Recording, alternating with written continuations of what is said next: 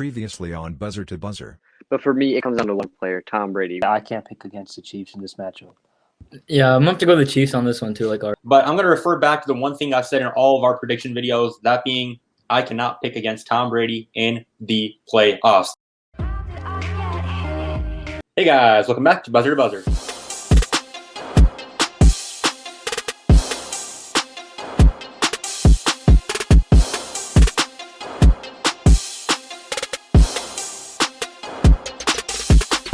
Welcome to our last day of Super Bowl coverage, and today we're just going to be reacting to the Super Bowl. This is the moment, tonight is the night. We'll fight till it's over, so we put our hands up like the ceiling can't hold us. Like the ceiling can't. Alright guys, so last night, Super Bowl 55 elapsed with the Tampa Bay Buccaneers winning the game 31-9, blowing out the Kansas City Chiefs and Patrick Mahomes' led team.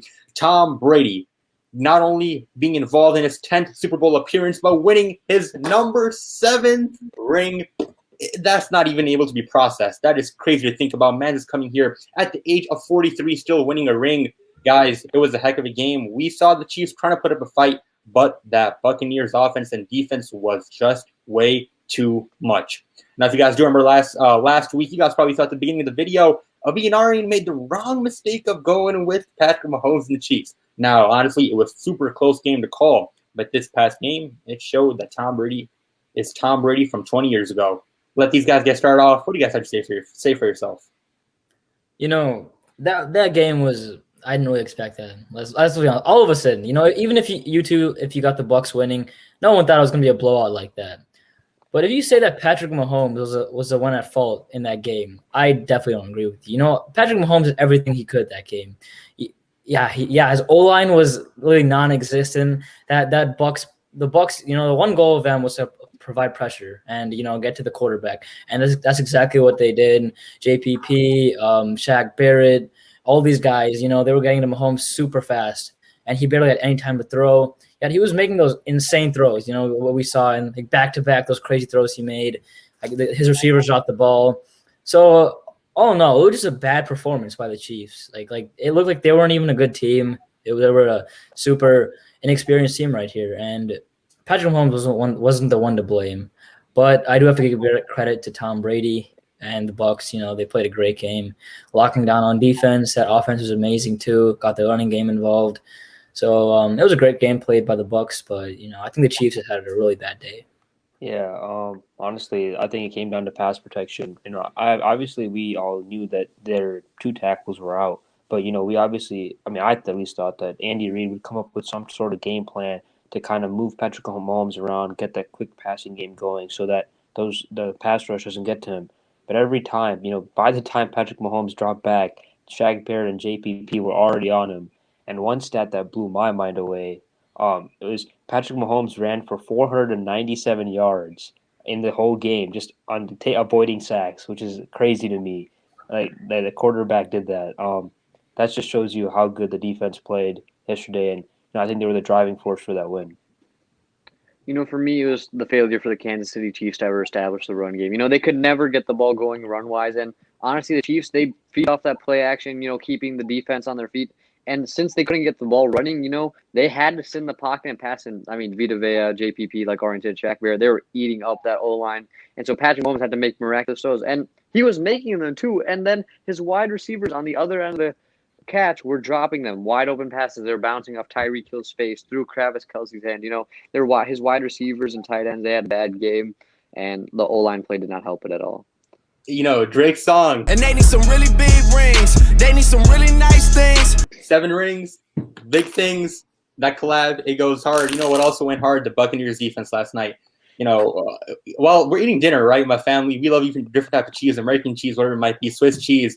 But that offensive line had more holes than any type of cheese you want to call up. No other way to put it. The offensive line was nowhere to be found. I mean, my oh my, before this game, I did not know that offensive linemen were that important. The right tackle and left tackle, Eric Fisher, man, you deserve a bigger contract because the way that the Bucs pass rush was ripping in, I felt so sorry for not only Patrick Mahomes, but I felt sorry for you, sorry for us, felt sorry for the whole Seahawks fan base. Where is the offensive line? I mean, sure, we like to criticize you, but my oh my.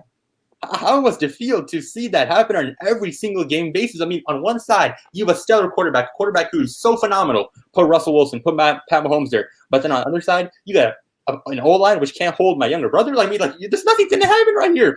It was a total downfall of the Chiefs. Pat Mahomes, I'm sure he was trying to ball out there. Tyreek Hill's getting doubled the whole game. Travis Kelce was trying to make a name. At the first couple of throws, he did sort of get that offense ignited. But Pat Mahomes just was trying his best. And I feel like that you guys covered it. You can't really put the blame on Patrick Mahomes entirely. You got to give credit instead to Todd Bowles, that defensive unit, holding Andy Reid's squad to no touchdowns thrown. That's a super impressive feat to put a quarterback like Pat Mahomes, the offensive juggernaut, the cheat code he is, to limit it to that extent. You got to give a lot of praise. Todd Bowles, Bruce Arians, that whole coaching staff. So much credit for that. And Tom Brady, my oh my, pulling LeBron out here, goes to his 10th championship appearance. Although LeBron does only have 4, TBS 7 now. I feel like there's nothing. He has literally nothing to prove, and his name cemented in the GOATs of all time. All right, guys. So obviously the season for the Tampa Bay Buccaneers is over. But my oh my, what a season it has been. The beginning of the season, Tom Brady coming out of his home to a new place, a foreign land, if you want to call it, discovering the new world. Tampa Bay, coming down to Florida. But he didn't come alone. He brought back, Leonard Fournette from the Jags, bringing Rob Gronkowski to retirement. And guys, we saw those two balling out. What do we got anything to say about the way the season culminated for these two?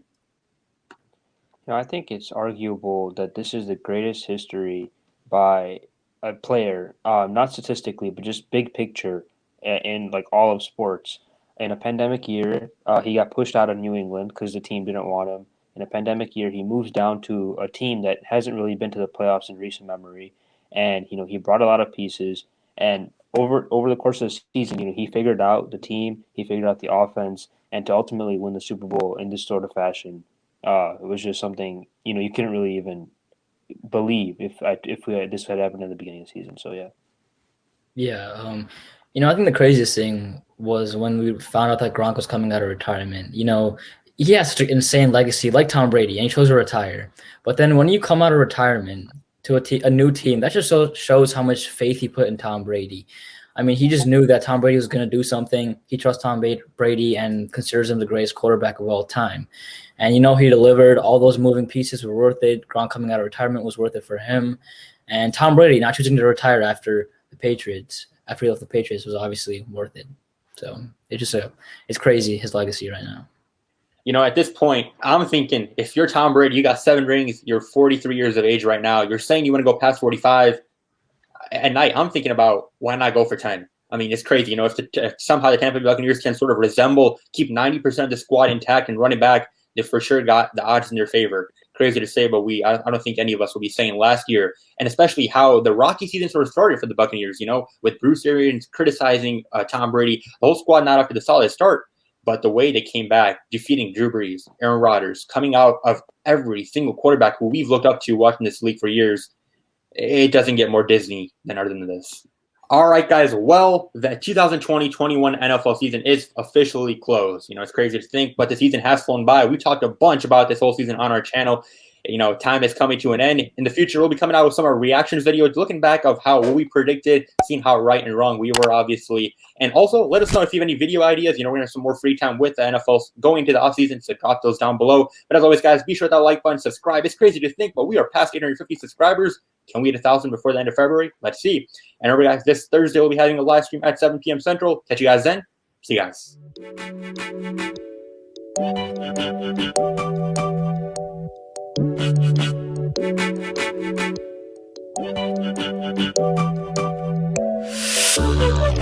Thank you.